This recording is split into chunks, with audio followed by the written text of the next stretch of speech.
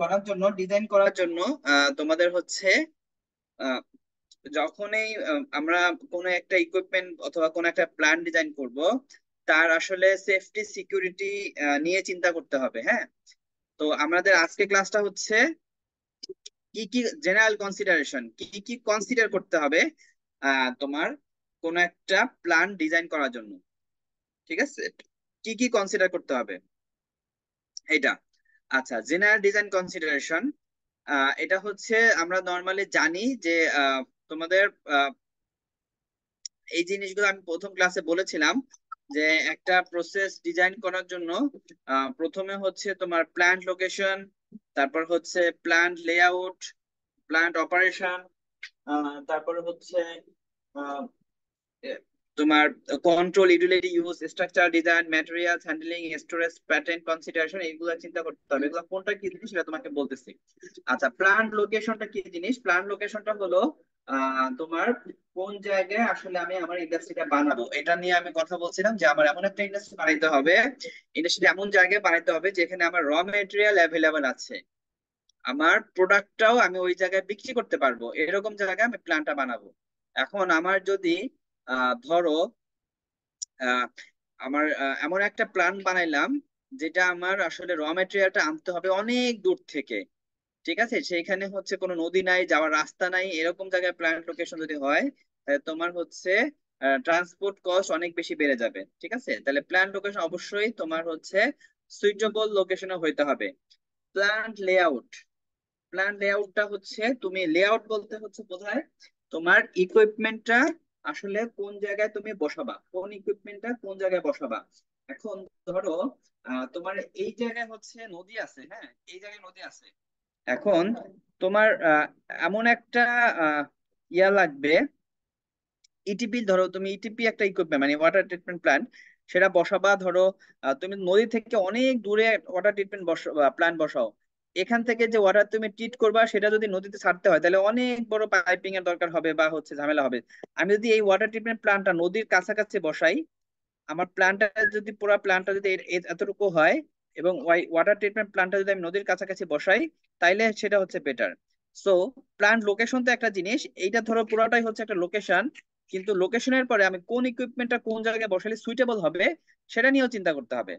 তাহলে প্রথমে হচ্ছে প্ল্যান্ট লোকেশন, তারপরে হবে তোমার প্ল্যান্ট লেআউট, তারপর প্ল্যান্ট অপারেশন, আমি প্ল্যান্টটা কিভাবে চালাবো, আমার আমার হচ্ছে সেখানে ইলেকট্রিসিটি বা পাওয়ার পাওয়ার আছে কিনা। এমন এক জায়গায় তুমি প্ল্যান বানাইলা নদীর চরের মধ্যে, সেখানে তোমার আসলে কারেন্ট যাওয়ার কোনো রাস্তাই নাই, কোনো পাওয়ার সিস্টেম নাই, গ্যাস দেওয়ার রাস্তা নাই, সেখানে আসলে তো বানাইলে তো হবে না। কন্ট্রোল, তুমি কিভাবে কন্ট্রোল সিস্টেমটা ডিজাইন করবা, মানে কোন ইকুইপমেন্ট কিভাবে চালাবা। ইউটিলিটি ইউজ, ইউটিলিটি মানে আসলে কোন একটা প্ল্যান্টের এই যে পাওয়ারটা, এটাই আসলে ওয়ান টাইপ অফ ইউটিলিটি। তুমি হচ্ছে যে গ্যাস তোমার অপারেশনে না গিয়ে যে গ্যাসটা তোমার হচ্ছে পাওয়ার জেনারেশনে খরচ হয়, এটা হচ্ছে ইউটিলিটি। তোমার কুলিং ওয়াটারে যেটা কুলিং ওয়াটার অথবা হচ্ছে স্টিম ওয়াটার, এগুলো হচ্ছে ইউটিলিটি। ঠিক আছে, আচ্ছা, স্ট্রাকচারাল ডিজাইন, স্ট্রাকচারাল ডিজাইনটা কি? এটা হলো তুমি একটা প্ল্যান বানাইলা, সেই প্ল্যানটা কতটুকু স্ট্রাকচারালি বা সিভিল ওয়ার্ক কতটুকু করতে হবে, কতটুকু নিচে যাইতে হবে, লম্বা একটা ইকুইপমেন্ট বানাবা, সেই ইকুইপমেন্টের জন্য তোমার হচ্ছে কতটুকু স্ট্রাকচার লাগবে, বেসিনটা কিরকম লাগবে, এগুলা চিন্তা করতে হবে। ম্যাটেরিয়াল হ্যান্ডলিং, ম্যাটেরিয়াল হ্যান্ডলিং হচ্ছে তোমার যে প্রোডাক্ট অথবা র ম্যাটেরিয়াল অথবা বাই প্রোডাক্ট যেটা তোমার হবে প্রোডাকশনে লাগবে, সেটা কিভাবে তুমি হ্যান্ডেল করবে। সেটা যদি খুব বেশি টক্সিক হয় বা খুব বেশি হ্যাজার্ডাস হয়, তাইলে তুমি সেটা কিভাবে হ্যান্ডেল করবা। তুমি কি একটা হ্যাজার্ডাস কেমিক্যাল মানুষের হচ্ছে এরকম নাগালের মধ্যে দিয়ে নিয়ে যাবা বা হাতে করে বয়ে নিবা, নাকি হচ্ছে কনভেয়ার বেল্টের মাধ্যমে তুমি হচ্ছে হ্যাজার্ডাস কেমিক্যাল নিবা। এই জিনিসগুলা তোমাকে হচ্ছে একটা প্ল্যান ডিজাইনের আগে অবশ্যই চিন্তা করতে হবে। শুধুমাত্র তুমি যদি শুধুমাত্র একটা ইকুইপমেন্ট ডিজাইন করো তাইলেই হবে না, ইকুইপমেন্ট ডিজাইনের পাশাপাশি তোমার হচ্ছে এই জিনিসগুলো চিন্তা করতে হবে যে আমি ইকুইপমেন্টটা কোথায় বসাবো, আমি কিভাবে এই ইকুইপমেন্টের মধ্যে আমাদের রিয়াক্টর আছে, এই রিয়াক্টরের মধ্যে আমি র মেটেরিয়ালটা কিভাবে নিব, এটা চিন্তা করতে হবে। স্টোরেজ, স্টোরেজ হচ্ছে তুমি কোথায় স্টোর করবা, সেটা কিভাবে স্টোর করবা, স্টোর করতে তুমি হচ্ছে সেখানে কোনো অ্যাক্সিডেন্ট হবে কিনা, তোমাদের আমি একটা অ্যামোনিয়া প্ল্যান্ট কাফকো উদাহরণ দিয়েছিলাম, যে কাফকোতে অ্যামোনিয়া স্টোর করে, যেটা হচ্ছে একটা টেম্পারেচার রাখতে হয় সম্ভব, ধরো নর্মাল টেম্পারেচার থেকেও নিচে রাখতে হয়, কারণ তোমার অ্যামোনিয়ার বয়লিং পয়েন্ট খুবই কম। তো তুমি যদি হচ্ছে এটা টেম্পারেচার কমায় না রাখো, তাহলে কি হবে, অ্যামোনিয়াটা যখন লিকুইড অ্যামোনিয়া অবস্থায় এটা স্টোর করা আছে, এখন তোমার যদি লিকুইড টেম্পারেচার যদি বেড়ে যায়, তাহলে লিকুইড অ্যামোনিয়া কি হয়ে যাবে, গ্যাস হয়ে যাবে। গ্যাস যখন হবে তার ভ্যাপার প্রেশার বেড়ে যাবে এবং সেটা ব্লাস্ট করবে। সো আমাকে অ্যামোনিয়াটাকে লিকুইড অবস্থায় রাখতে হবে। যদি লিকুইড অবস্থায় রাখতে হয় স্টোরেজ, তাহলে স্টোরেজের জন্য ওই ক্যাপাসিটিটা ওইখানে বিল্ড আপ করতে হবে।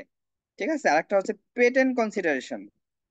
তুমি যে ইকুইপমেন্ট বানাবা সেটার পেটেন্ট আছে কিনা, পেটেন্ট হচ্ছে ওয়ার্ল্ড ওয়াইড রিকগনিশন তোমার হচ্ছে আছে কিনা। তুমি নিজে একটা প্ল্যান ডিজাইন করে ফেলবা বিএসসি পাশ করে, এটাও হবে না।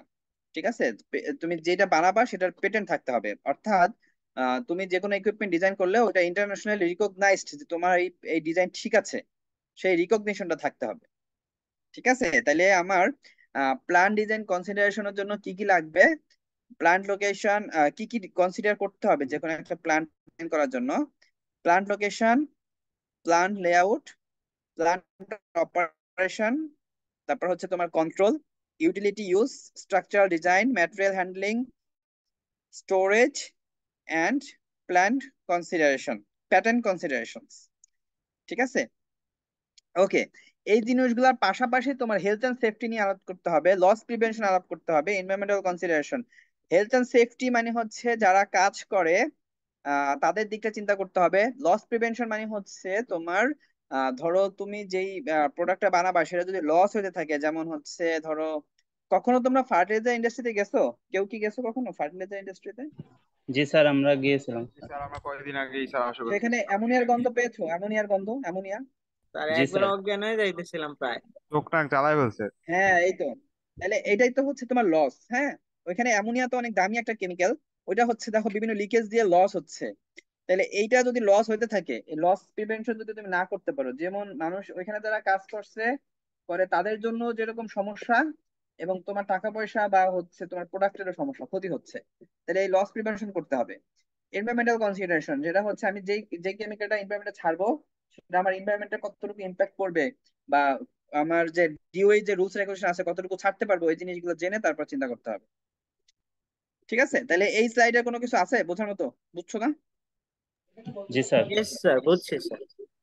আচ্ছা, health and safety, environmental hazard, তোমার হচ্ছে hazard potential of chemical, source of exposure, exposure evaluation, control of exposure. এখানে আসলে আহ, চিন্তা করতে হবে যে আমার যে তোমরা যে ফার্টিলাইজার ইন্ডাস্ট্রিতে গেছিলা, সেখানে ওই যে অ্যামোনিয়া বেরোচ্ছিল, তাহলে অ্যামোনিয়ার হ্যাজার্ডটা কি? অ্যামোনিয়া হচ্ছে মানুষের শ্বাস প্রশ্বাসের ক্ষতি করে, শ্বাস টানি ঝামেলা হয়, এটা হচ্ছে হ্যাজার্ড হইলো।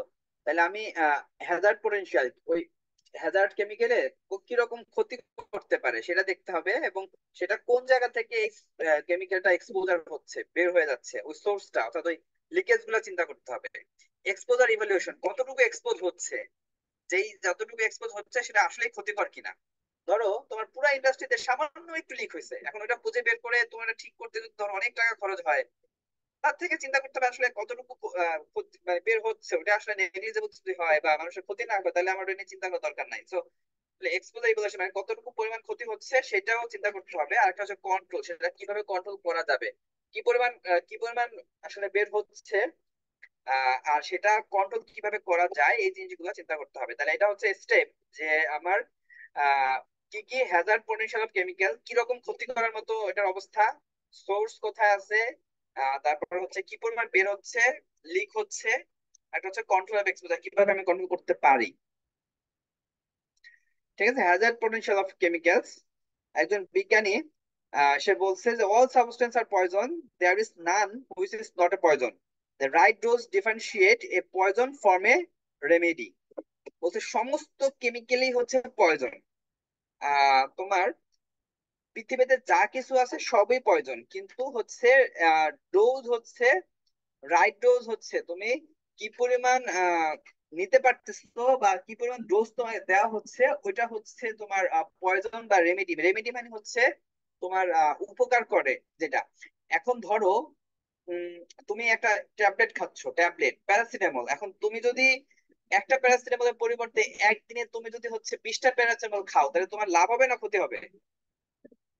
তোমার ধরো জ্বর আসছে, ক্ষতি আর হবে আমি স্যার। 20 দিনে 20টা না খেয়ে একদিনে 20টা খেয়ে ফেললাম, হবে না? না স্যার, মারা যাবে। মারা যাবো। তাহলে এটাই হচ্ছে তোমার ডোজ, কি পরিমাণ ডোজ তুমি নিচ্ছ, এটা হচ্ছে পয়জন বা রেমেডির উপর ডিপেন্ড করে। যেমন পানির অপর নাম জীবন, কথাটা সত্য না মিথ্যা? মিথ্যা স্যার, মিথ্যা বেশি পানি স্যার, খেলে মারা যাবে স্যার। মিথ্যা। কেন? কেন কেন? বেশি পানি তো খেলে মারা যাবে স্যার। হ্যাঁ, বেশি পানি খেলে বা বিশুদ্ধ পানির অপর নাম জীবন। তুমি ধরো ঠিক পরিমাণে খাইলা, কিন্তু বিশুদ্ধ পানি খাইতে হবে। দূষিত পানির অপর নাম কিন্তু মরণ। হ্যাঁ, পানির মধ্যে পানি, মানুষ পানি খেয়ে বেঁচে থাকে, পানির মধ্যে পড়ে মারা যায়। আর বেশি পানি খেলেও মারা যায়, দূষিত পানি খেলেও মারা যায়। সো পানির অপর নাম জীবন কথাটা একদম মানে ব্লাইন্ডলি বা ব্লাইন্ডলি বলা বলা যাবে না। তো পানিও কিন্তু one type of chemical. So তোমার এই বিজ্ঞানের ইয়া অনুযায়ী আহ সমস্ত জিনিসই হচ্ছে প্রয়োজন, বাট এটা হচ্ছে রাইট ডোজ হচ্ছে তোমার একটা মানুষের জন্য remedy. Some chemicals are good in small amount but toxic in large amount. বলছে কিছু কিছু জিনিস স্মল অ্যামাউন্টে হচ্ছে খুবই ভালো, বাট লার্জ অ্যামাউন্টে যেটা টক্সিক হয়। যেমন সাপের বিষ। সাপের বিষ কি অবস্থা? সাপের বিষ মানুষের শরীরে কি হয়, ক্ষতি করে না? জি স্যার। কিন্তু ক্যান্সার রোগের জন্য সাপের বিষ জি ব্যবহার স্যার। করা হয়। জি স্যার, ওষুধও বানায় স্যার এটা। হ্যাঁ, ওষুধও বানায়। তো ওইটার ওই রকম ডোজ পিপিএম লেভেলে বা ওই রকম ডোজে যখন মানুষ এটা নেয়, তখন এটা হচ্ছে তোমার উপকার হয়। আচ্ছা, লার্জ অ্যামাউন্ট স্মল অ্যামাউন্টে কি হয়, প্রিভেন্ট করে, আবার হচ্ছে তোমার ডেথও হইতে পারে এই জিনিসগুলা। Okay, toxicity is measured as clinical end point which include তোমার হচ্ছে মর্টালিটি মানে ডেথ। টক্সিসিটি ইজ মেজার্ড, তোমার কতটুকু টক্সিক সেটা মেজার্ড হয় তোমার হচ্ছে মানুষ কি মারা যাচ্ছে ওই ওই ওই ওই অনুপাতে মানুষ মারা যাচ্ছে কিনা, বা হচ্ছে তোমার ওইটার জন্য তোমার আহ, জন্ম, মানুষের যে জন্ম হয় সেইখানে ধর একটা কেমিক্যাল এক্সপোজার হইলো, সেখানে ওই এলাকায় যদি মানুষের জন্ম হয়, সেই জন্মতে কোনো সমস্যা হয় কিনা। যেমন জাপানে যে হিরোশিমা আছে, তোমরা জানো হিরোশিমার নিউজ জানো তো নাকি? হিটলার যে জি ওইখানে কি স্যার। কি জি মারছিল স্যার, হ্যাঁ ওখানে, জি স্যার। পারমাণবিক বোম ফেলছিল স্যার। বোম হ্যাঁ মারছিল। ওই জি স্যার। জায়গাতে এখনো কিন্তু তোমার মানুষ, বিকলাঙ্গ শিশু বিকলাঙ্গ জন্ম। মানুষ তৈরি হয়। তো জি স্যার। তোমার কোন ওইটা টক্সিক কেমিক্যাল ছিল বা হ্যাজার্ডাস কেমিক্যাল ছিল, যার কারণে ওইটার রেস্টটা এখনো রয়ে গেছে, যার কারণে ওইখানে এখনো বিকলাঙ্গ মানুষ তৈরি হয়। সো আসলে তোমার আসলে কোন কেমিক্যালটা কতটুকু টক্সিক এটা ডিপেন্ড করে তোমার হচ্ছে মানুষের মৃত্যুর রেট। যে ওই এক্সপোজারের মধ্যে ওই কেমিক্যালটা যদি এক্সপোজার হয়, সেখানে মানুষ কি মারা যায়, বা হচ্ছে মানুষের জন্ম কেমন হয়, বা সেখানে কার্সিনোজেনিক কিনা, যে তোমার ওইখানে হচ্ছে ক্যান্সার, ওইটার জন্য কোনো ক্যান্সার তৈরি হয় কিনা, বা হচ্ছে তোমার ডিএনএ এর কোনো চেঞ্জ হয় কিনা। ডিএনএ এর চেঞ্জ মানে হচ্ছে মানুষ যে মানুষ তো ধর মানুষের একটা একরকম ডিএনএ আছে, এখন ডিএনএ চেঞ্জ হয়ে গেলে মানুষের বিহেভ অথবা মানুষের আকৃতি চেঞ্জ হয়ে যায়, বা যে কোনো কিছুর একটা প্রাণীর যদি তুমি ডিএনএ চেঞ্জ করে দাও, তাহলে তার আকৃতি বা কোনো একটা কিছু এমন ভাবে চেঞ্জ হয়ে যাবে যেটা তুমি বুঝতে পারবা। সো তোমার হচ্ছে টক্সিকোলজি ডিপেন্ড করে এই কয়েকটা জিনিসের উপর। একটা হচ্ছে জন্ম, আর একটা হচ্ছে ক্যান্সার কার্সিনোজেনিক কিনা, আর একটা হচ্ছে তোমার ডিএনএ চেঞ্জ হবে কিনা, আর একটা হচ্ছে তোমার ডেথ হয় কিনা। ঠিক আছে? তাহলে এই যে জিনিসগুলা এক একটা কেমিক্যালের টক্সিক রেট এক এক রকম, এক একটা কেমিক্যালের রেট এক এক রকম। ধরো তোমার এই যে পানির অপর নাম জীবন বললাম, পানি কি তুমি 1 লিটার পানিতে 1 লিটার পানি খেয়ে তো মরে যাবে না, তাই না? তাহলে 1 লিটার পানি তোমার জন্য টক্সিক না। কিন্তু তুমি যদি হচ্ছে তোমাকে যদি বলা হয় তুমি এক এক মিনিটের মধ্যে 10 লিটার পানি তোমাকে খেতে হবে, সেটা তোমার জন্য টক্সিক। ঠিক আছে? তো পানির টক্সিক লিমিটটা একরকম। এখন তোমাকে যদি বলা হয় সালফিউরিক অ্যাসিড তুমি খাবা, সালফিউরিক অ্যাসিড তুমি তো এক ফোঁটা পয়েন্ট ধরো 1 মিলিলিটার খাইলেও তোমার জন্য ক্ষতিকর, আর সেটা তোমার জন্য টক্সিক। সো কেমিক্যাল অনুযায়ী তোমার টক্সিসিটির লেভেলটা ডিপেন্ড করে। ঠিক আছে? তাহলে এইগুলাকে কয়েকটা টার্ম দিয়ে নির্দেশ করে। একটা হচ্ছে পিইএল, পারমিসিবল এক্সপোজার লিমিট, কতটুকু তুমি পারমিট করে এক্সপোজ করতে। একটা হচ্ছে থ্রেশহোল্ড লিমিট ভ্যালু। টিএলভি কোনটা কি সেটা আমি বলবো। Database of physical and chemical properties, Toxline and Toxnet, and data publisher হচ্ছে ওশা, এআইএইচএ, এনআইওএসএইচ। এইগুলা হচ্ছে বিভিন্ন কোম্পানি বা হচ্ছে বিভিন্ন গ্রুপ যারা কাজ করে ডেটা নিয়ে বিভিন্ন তোমার হচ্ছে আহ বিভিন্ন কেমিক্যালের টক্সিক লেভেলটা কতটুকু সেই জিনিসগুলো এই কোম্পানিগুলো দিতে পারে। আচ্ছা, স্যার ডেটাবেজের নাম রেগুলেটরি হচ্ছে অথরিটি। টক্সাইড। হ্যাঁ, regulatory authority. Regulatory authority. Okay, definition হচ্ছে টিএলভি মানে থ্রেশহোল্ড লিমিট ভ্যালু। এটা কি? একটা মানুষ যখন হচ্ছে কোন একটা কেমিক্যাল যখন এক্সপোজার হয়, ওই কেমিক্যালের ভিতরে বেঁচে থাকতে পারে। মানে ধরো তোমার হচ্ছে অ্যামোনিয়ায় চিন্তা করি, অ্যামোনিয়ার পরিমাণ যদি খুবই কম বের হয়, ওইখানে মানুষ কাজ করে, প্রতিদিন কাজ করে, তার কোনো ক্ষতি হচ্ছে না, এরকম যদি হয়, যার উপরে গেলে ক্ষতি হয়। যেমন এ worker can be expose day after day for working life time without adverse effect, মানে মারাত্মক কোনো ক্ষতি হবে না। ওই পরিমাণ লিমিটের মধ্যে মানুষ থাকতে পারবে, মানুষের জীবনযাপন করতে পারবে, ওয়ার্কাররা কাজ করতে পারবে, এরকম যদি হয় সেই লিমিটটাকে বলা হয় থ্রেশহোল্ড লিমিট ভ্যালু। যার উপরে গেলে সেটা হবে, সেটাকে বলা হয় সেটা হবে না। থ্রেশহোল্ড লিমিট ভ্যালু হচ্ছে ম্যাক্সিমাম যে অ্যামাউন্ট থাকতে পারবে, তার উপরে গেলে ক্ষতি হবে। এটা হচ্ছে আমেরিকান একটা গ্রুপ দিয়েছিল, আমেরিকান একটা গ্রুপের সংজ্ঞা অনুযায়ী থ্রেশহোল্ড লিমিট ভ্যালু টিএলভি। আর একটা হচ্ছে পিএল পারমিসিবল লিমিট ভ্যালু। এটা এটা দিচ্ছে ওশা, এই কোম্পানিটা এটা সংজ্ঞা দিচ্ছে, যেটা maximum amount or concentration of chemical that worker may be exposed. কাছাকাছি একই রকম, কিন্তু দুইটা সংজ্ঞাটা আলাদা।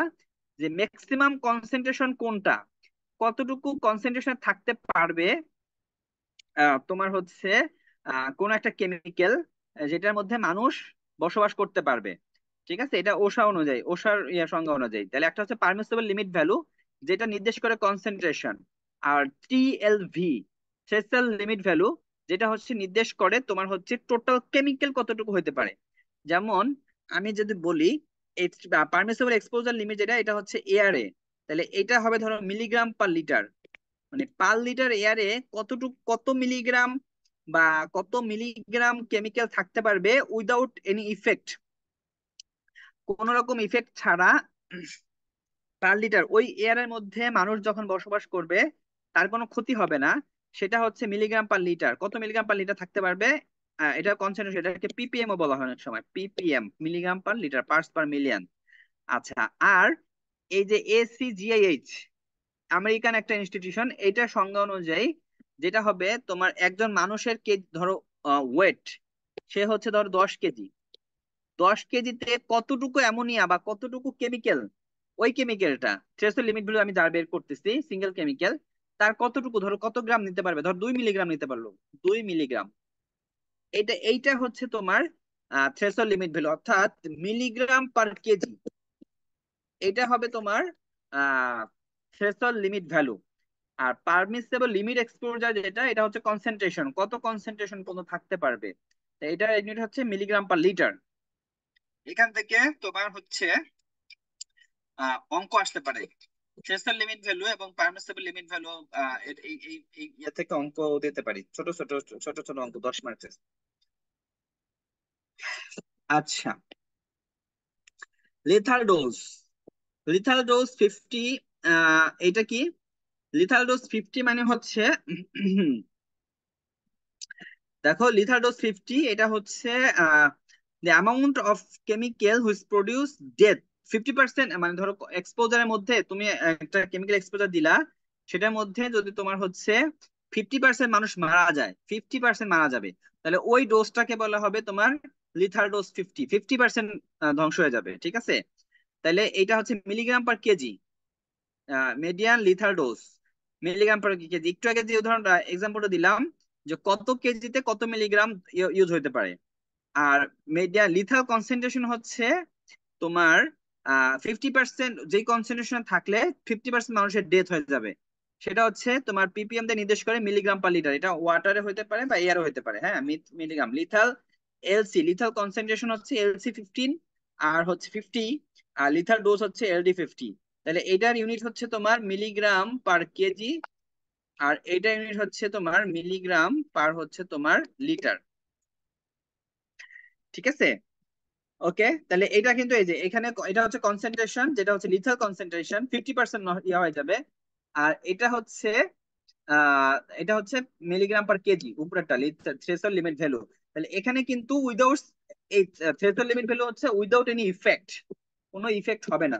পারমিসিবল লিমিট ভ্যালু মানে হচ্ছে উইদাউট এনি ইফেক্ট, কোনো লিমিট হবে না, কনসেন্ট্রেশন কত কনসেন্ট্রেশন। আর এটা হচ্ছে তোমার কত ভ্যালু, কোনো ইফেক্ট ছাড়া। আর লিথাল ডোজ যেটা, সেটা 50% মানুষের ক্ষতি হবে, বা 50% অ্যানিমাল, নট মানুষ, অ্যানিমালের ক্ষতি হবে, 50% অ্যানিমালস ডেথ হয়ে যাবে, মারা যাবে, সেই পরিমাণটাকে বলা হয় লিথাল ডোজ 50। আর হচ্ছে লিথাল লিথাল কনসেন্ট্রেশন হচ্ছে কত কনসেন্ট্রেশন হইলে তোমার 50% লোক মারা যাবে। আচ্ছা এখন আমাকে বলো, লিথাল ডোজ কি বেশি হওয়া ভালো না কম হওয়া ভালো? বেশি হওয়াটা ভালো স্যার। কিভাবে কিভাবে?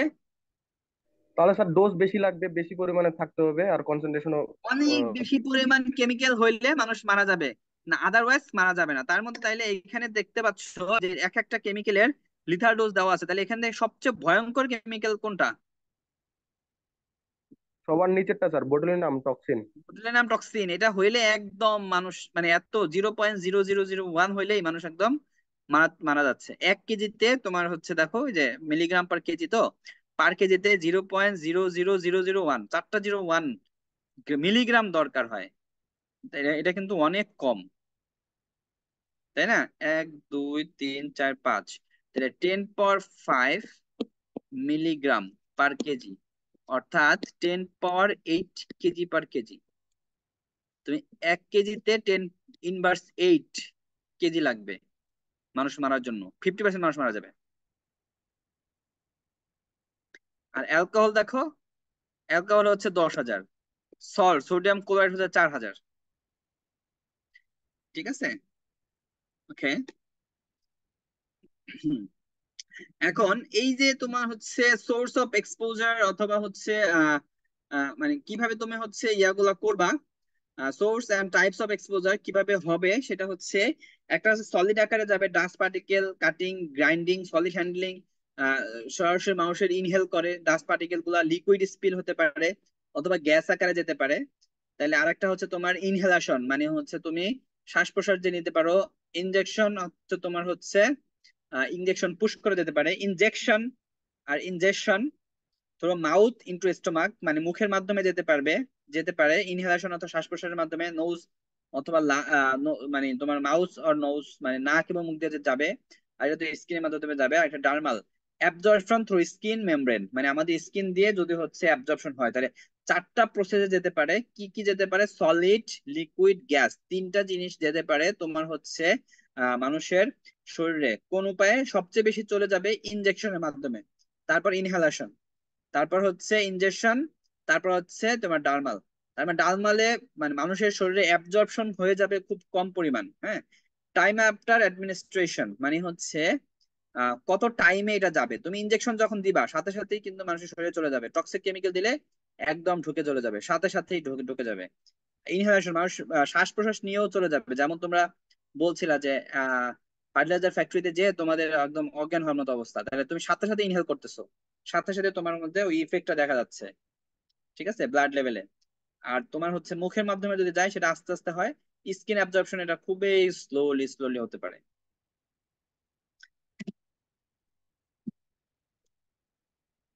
আচ্ছা, ম্যাটেরিয়াল সেফটি ডাটা শিট, এটা হচ্ছে প্রত্যেকটা ম্যাটেরিয়ালেরই কিছু ইয়া থাকে, যে কিভাবে তুমি হচ্ছে আহ, এই ম্যাটেরিয়ালটা বা এই এই র ম্যাটেরিয়ালটা তুমি যে নিয়ে আসলা অথবা প্রোডাক্ট যে তুমি তৈরি করলা, সেটার তুমি কিভাবে তুমি সেটাকে হ্যান্ডেলিং করবা, সেটার ফায়ার এক্সপোজিশন লিমিট কেমন, সেটা টক্সিক লিমিট কেমন, তোমার হচ্ছে এই জিনিসগুলা প্রত্যেকটা কেমিক্যালেরই থাকে। ঠিক আছে, কেমিক্যালের শিটের মধ্যে এগুলা তোমার হচ্ছে বলা থাকবে। তো তুমি যখন কোনো কিছু বানাবা তখন অবশ্যই ম্যাটেরিয়াল সেফটি ডেটা শিট দেখে তারপর হচ্ছে ওই জিনিসটা হচ্ছে তুমি ডিজাইন করবা। ওকে, এয়ার অ্যানালাইসিস মেথড, তোমার এয়ার এর মধ্যে কি কি আছে, এই মেথড আমরা হচ্ছে কোন কোন মেথডে এয়ার এয়ার অ্যানালাইসিস করতে পারি। তোমার ধরো তুমি কোন একটা ইন্ডাস্ট্রিতে গেলা, সেই ইন্ডাস্ট্রিতে যে তুমি এমনই এক্সপোজার হচ্ছে ওই ফার্টিলাইজার ইন্ডাস্ট্রিতে, সেটা তুমি কিভাবে বুঝবা, কিভাবে কিভাবে তোমার হচ্ছে কোন ওয়েতে অ্যানালাইসিস করা যায়, সেটা হচ্ছে অ্যাটমিক অ্যাবজর্পশন স্পেকট্রোস্কোপি। এটা আমাদের ল্যাবে আছে, তোমরা দেখছো কিনা, ওইখানে সরাসরি মেজার করা যায়। Gas chromatography, gravimetric, particle count, iron specific electrode, X ray diffraction, colorimetry, এই জিনিসগুলো দিয়ে তুমি হচ্ছে এয়ারের কোয়ালিটি মেজার করতে পারো।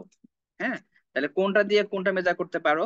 অ্যাটমিক অ্যাবজর্পশন স্পেকট্রোস্কোপি দিয়ে তুমি হচ্ছে মেটাল, মানে এর মধ্যে ধূলিকণা মেটালের পরিমাণ কতটুকু আছে, ছোট ছোট মেটাল যে কি আছে সেটা। গ্যাস গ্যাস ক্রোমাটোগ্রাফি দিয়ে তুমি হচ্ছে ভোলাটাইল অর্গানিক কম্পাউন্ড মেজার করতে পারো। সো কোনটা দিয়ে কোনটা মেজার করতে পারো এগুলো একটু দেখে নিও আর কি।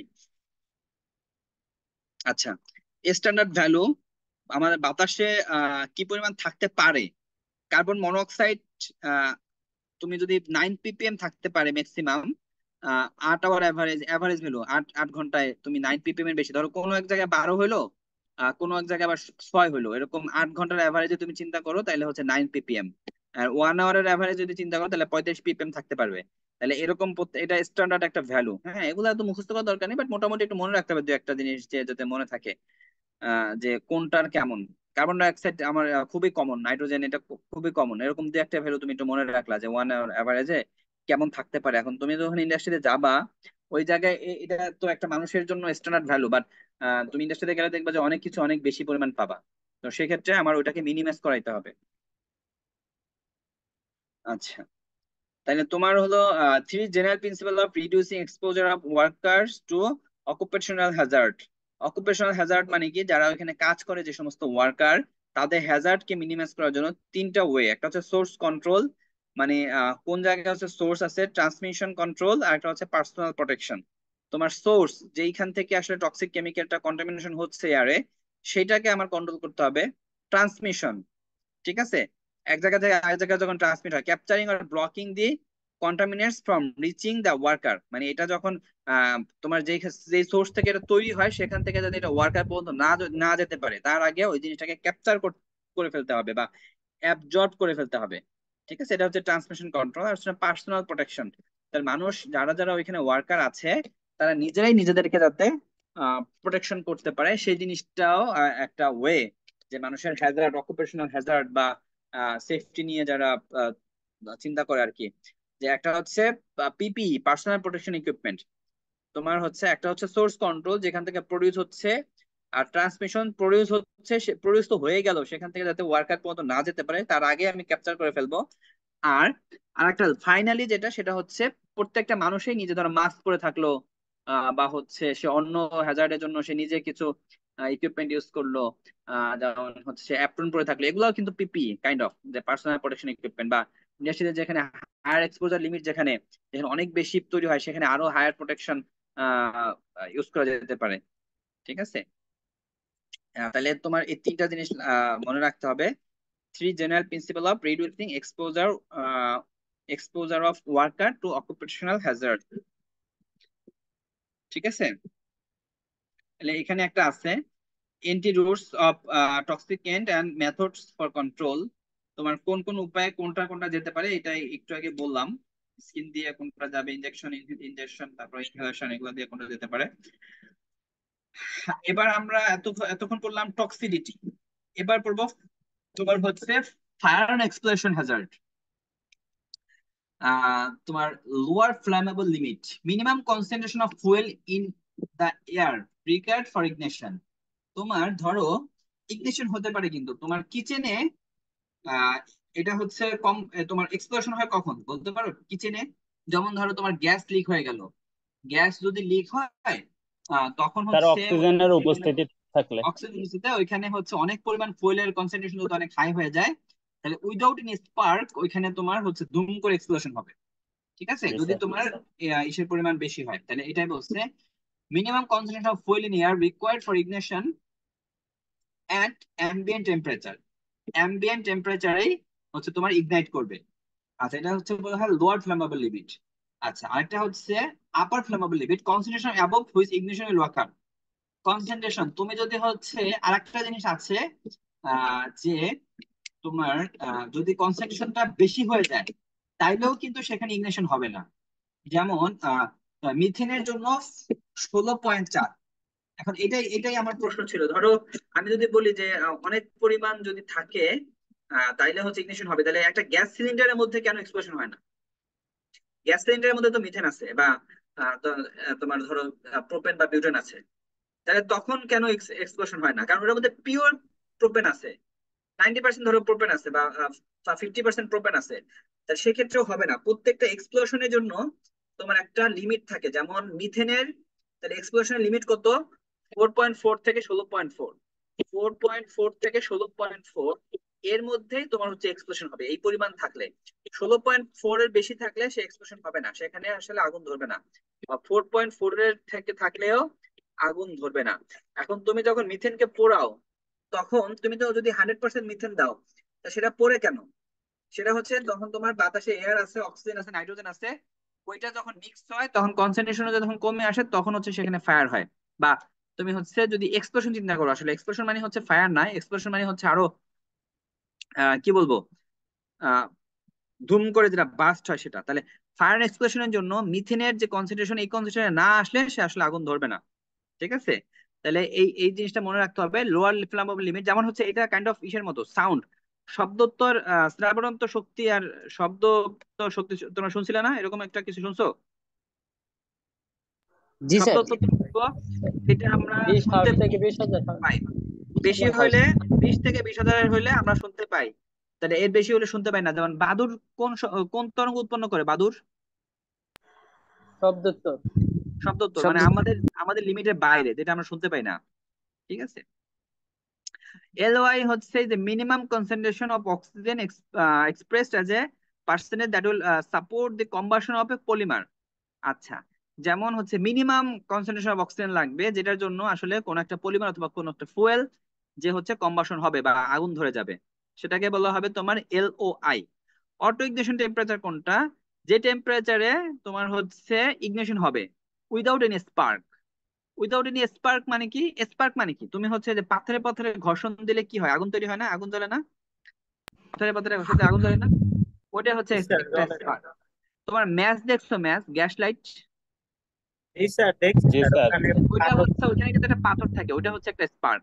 তাহলে উইদাউট এনি স্পার্ক, যেই টেম্পারেচারে তোমার হচ্ছে কোন একটা গ্যাস তোমার ইয়া হবে, ইগনিশন হবে, আগুন জ্বলবে, সেটাকে বলা হয় অটো ইগনিশন টেম্পারেচার। তাহলে মিথেনের জন্য অটো ইগনিশন টেম্পারেচার হচ্ছে 540 ডিগ্রি। 540 ডিগ্রি সেন্টিগ্রেড টেম্পারেচার হইলে তোমার হচ্ছে উইদাউট এনি স্পার্ক মিথেন আগুন জ্বলে যাবে।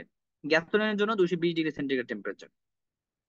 তাহলে তুমি যখন এই জিনিসগুলো চিন্তা করে ইকুইপমেন্ট ডিজাইন করবা, তখন হচ্ছে দেখো, আমি যখন যে গ্যাস লাইন দিয়ে যে গ্যাস লাইনের মধ্য দিয়ে আমি হচ্ছে আমার নেচার গ্যাস পাঠাবো, অথবা হচ্ছে আমি ডিজাইন করব কোন একটা কেমিক্যালের ট্রান্সমিশন, তখন এই জিনিসগুলো চিন্তা করতে হবে যে ওই গ্যাসের লোয়ার ফ্লেমেবল লিমিট কত, আপার ফ্লেমেবল লিমিট কত, বা হচ্ছে অটো ইগনিশন টেম্পারেচার কত, যে অটোমেটিক আমার হচ্ছে আমি যেখানে ট্রান্সমিট করতেছি আমার গ্যাসটা, আমার ট্রান্সমিশনের আগেই যাতে আগুন না ধরে যায়। এই জিনিসগুলা, এই পয়েন্ট গুলা নিয়ে আমার কোন কেমিক্যালের জন্য আমার অটো ইগনিশন টেম্পারেচার কেমন, এইগুলো দেখে তারপর হচ্ছে তোমার আগাইতে হবে। Flammability limit of mixture from a Chatelier's principles. হ্যাঁ, তাহলে এটা হচ্ছে ধরো বিভিন্ন কেমিক্যালের ফ্লামেবল লিমিট। ধরো তোমার হচ্ছে একটা সিঙ্গেল কেমিক্যালের লোয়ার ফ্লামেবল লিমিট যদি তোমাকে বলা থাকে, তাহলে তোমার কনসেন্ট্রেশন বের করতে পারবা। ধরো অক্সিজেন আছে, নাইট্রোজেন আছে, তাহলে অক্সিজেনের কনসেন্ট্রেশন 21, নাইট্রোজেনের কনসেন্ট্রেশন 79। এটার লোয়ার ফ্লামেবল লিমিট হচ্ছে ধরো 850, এটার ধরো তোমার হচ্ছে 950, আমি এমনি দিলাম। তাহলে এটার যোগফল হবে 1 অলওয়েজ। কি হবে? Y1, তার মানে হচ্ছে 0.21 বাই হচ্ছে 850 প্লাস হচ্ছে তোমার 0.79 950 ইকুয়াল হবে 1। এভাবে, যদি এটা 1 না, কারণ এটা তো বানাই দিছি আমি এরকম, মানে সব অলওয়েজ তোমার হচ্ছে লোয়ার ফ্লামেবল লিমিটের কনসেন্ট্রেশন অনুযায়ী সামেশন হবে 1, এই যেটা। আর একটা জায়গার লোয়ার ফ্লেমেবল লিমিট তুমি যদি মিক্স মানে কম্বাইন্ড লোয়ার ফ্লেমেবল লিমিট বের করতে চাও, সেটার ইকুয়েশন হচ্ছে এটা, আপার ফ্লেমেবল লিমিটের এটা। আর একটা হচ্ছে এলিভেটেড প্রেসার এন্ড টেম্পারেচার। এই যে একটা একটা নির্দিষ্ট টেম্পারেচার প্রেসারের লোয়ার ফ্লেমেবল লিমিট যদি তোমাকে বলা থাকে, তুমি যদি ধরো 25 ডিগ্রিতে তোমার বলা আছে, হ্যাঁ, তো তোমার যদি বলতে হয় যে আমার এই কেমিক্যালের লোয়ার ফ্লেমেবল লিমিট 100 ডিগ্রিতে কত, কারণ টেম্পারেচার এবং প্রেসার যদি চেঞ্জ হয়, ওই লোয়ার ফ্ল্যামেবিলিটি লিমিটও চেঞ্জ হয়ে যাবে।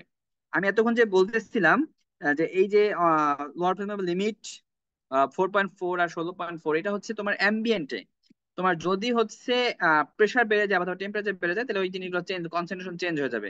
তাহলে এই যে এই lower flammable limit, any chemical, any temperature, এটা হবে এই ইকুয়েশন দিয়ে।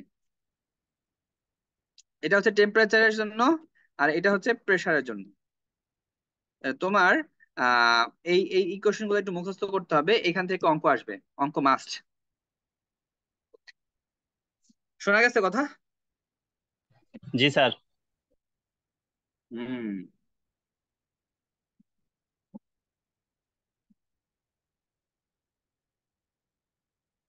কোন এক জায়গায় ফায়ার হলে কিভাবে প্রোটেক্ট করতে পারি সেটা হচ্ছে ওয়াটার স্প্রে করতে পারি, ফোম দিতে পারি, ড্রাই কেমিক্যালস, তারপর হচ্ছে তোমার ইনসুলেটিং, ফায়ার প্রফিং, এইগুলা কোন এক জায়গায় তোমরা দেখছো যে যে ফায়ার ব্রিগেড চলে আসে অনেক সময়, ওয়াটার স্প্রে করে, বা হচ্ছে তোমার এই যে ফোম দেয়, ফোম দিলে আসলে তোমার হচ্ছে ইয়া হয়, এই আগুন ধরলে আগুনটা হচ্ছে তোমার বন্ধ হয়ে যায়। বা ড্রাই কেমিক্যাল, একরকম কেমিক্যাল আছে বা কার্বন ডাই অক্সাইড আছে, যদি আগুন জ্বলে আগুনের মধ্যে তুমি কার্বন ডাই অক্সাইড স্প্রে করে দাও তাইলে হচ্ছে এই আগুন ধরা বন্ধ হয়ে যাবে।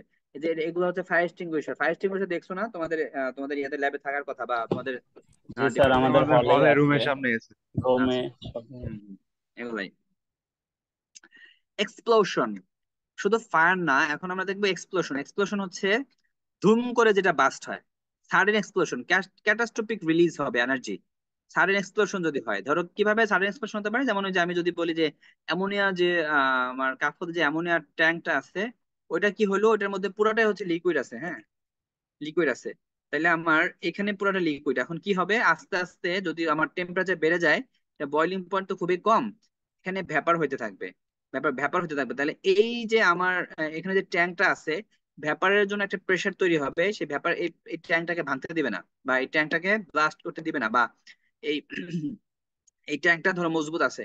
কিন্তু এই ভ্যাপারের পরিমাণ এত পরিমাণ যখন বেড়ে যাবে, তখন এনার্জি এত পরিমাণ এনার্জি হবে, ধুম করে এটা ব্লাস্ট হয়ে এনার্জিটা রিলিজ হবে। এই যে সাডেন এক্সপ্লোশন বা ক্যাটাস্ট্রফিক রিলিজ, এই যে এনার্জিটা এখানে জমে জমে জমে জমে বাড়তে বাড়তে একসময় এটা রিলিজ করে দিবে, এটাকে বলা হয় এক্সপ্লোশন। ঠিক আছে? বা তুমি হচ্ছে ধরো যখন আহ কোন একটা কিচেনে যখন গ্যাস গ্যাস লিক হয়, ওখানে গ্যাসের পরিমাণ আস্তে আস্তে বাড়তে বাড়তে বাড়তে বাড়তে যখন কোন একটা স্পার্ক পায়, ধাম করে হচ্ছে একদম ফেটে যায়, ভেঙে যায়, এগুলো হচ্ছে এক্সপ্লোশন।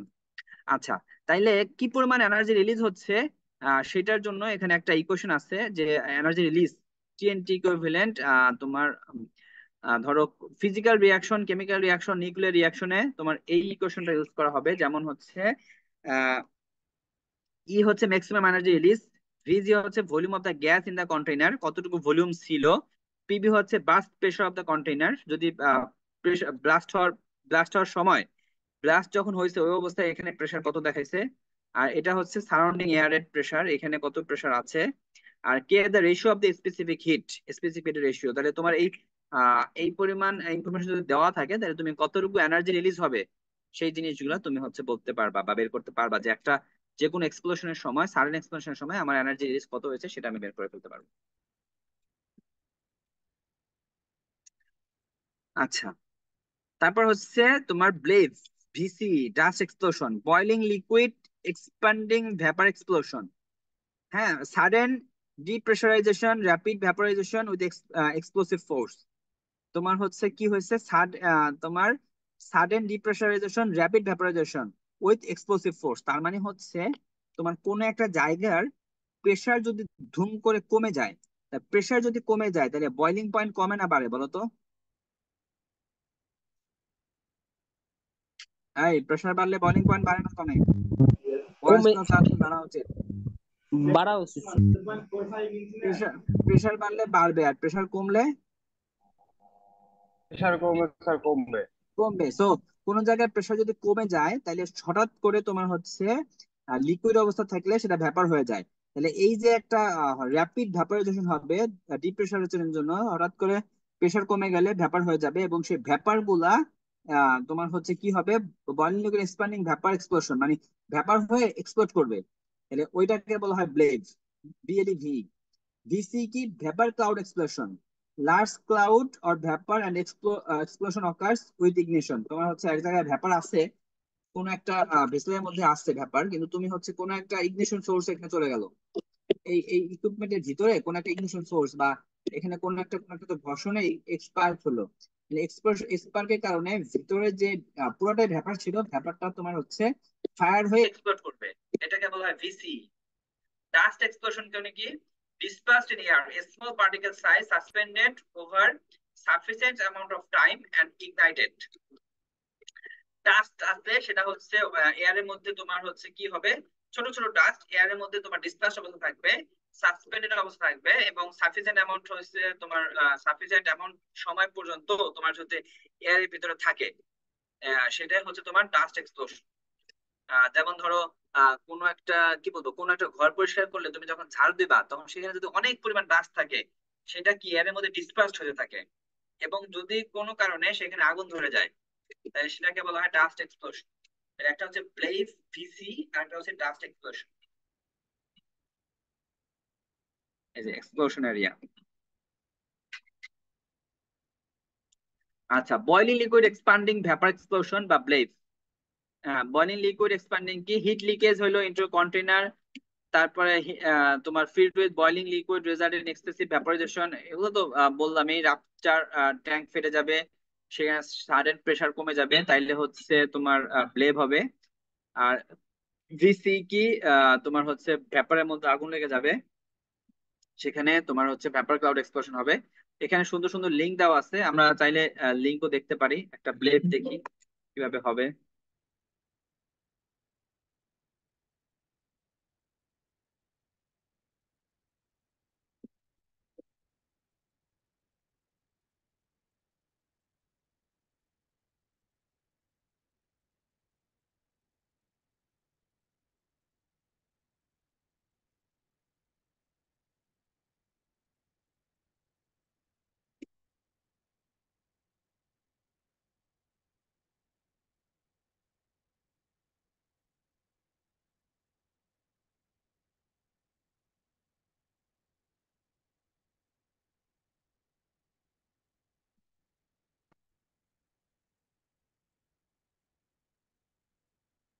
কি হলো?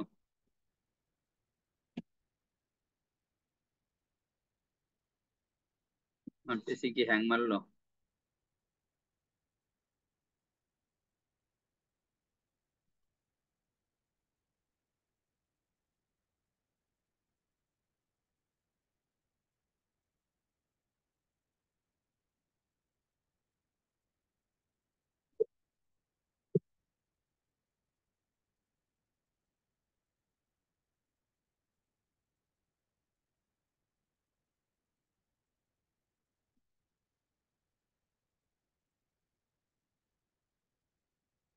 আচ্ছা, তোমরা কি দেখতে পাচ্ছো? স্যার জি দেখা স্যার যায় দেখছি। আগুন লেগে গেছে। হ্যাঁ, পিসি মানে ইয়া হচ্ছে না, কি জানি বুঝতেছি না। কি হয়েছে, আগুন লাগলো কেমনে? ওই যে একটা একটা ধাক্কা খাইছি স্যার। ড্রাম, হ্যাঁ, বাড়ি খাইছে একটার সাথে একটা, বাড়ি খেয়ে তোমার কি হলো ওখানে, ব্লেফটা মানে কি, হঠাৎ করে তোমার ওটার মধ্যে লিকুইড ছিল, লিকুইড গুলো ভ্যাপার হয়ে গেছে কিভাবে, বাড়ি খেয়ে ভিতরে যে প্রেসারটা ছিল, সেই প্রেসারটা রাপচার ডিস্ক অথবা ধরো ফেটে গেল বা ডিস্ক ফেটে গেল, সেখানে হচ্ছে প্রেসারটা হঠাৎ করে কমে গেল, কমে যাওয়ার কারণে বাকি যে লিকুইড গুলো ছিল সেই লিকুইডটা ভ্যাপার হয়ে গেছে এবং সেটা এক্সপ্লোড করছে। ঠিক আছে, এটাকে বলা হয় ব্লেভ।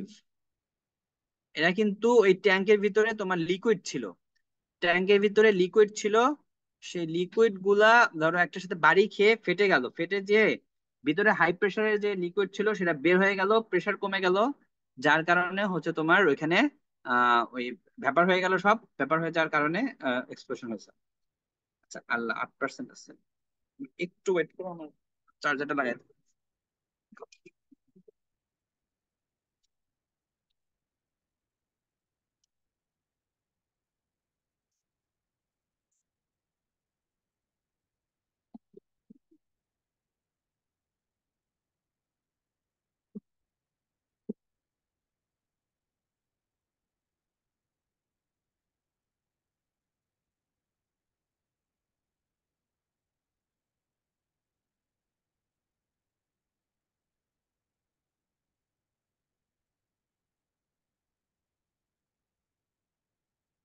কি ইন্টারনেটের সমস্যার কারণে?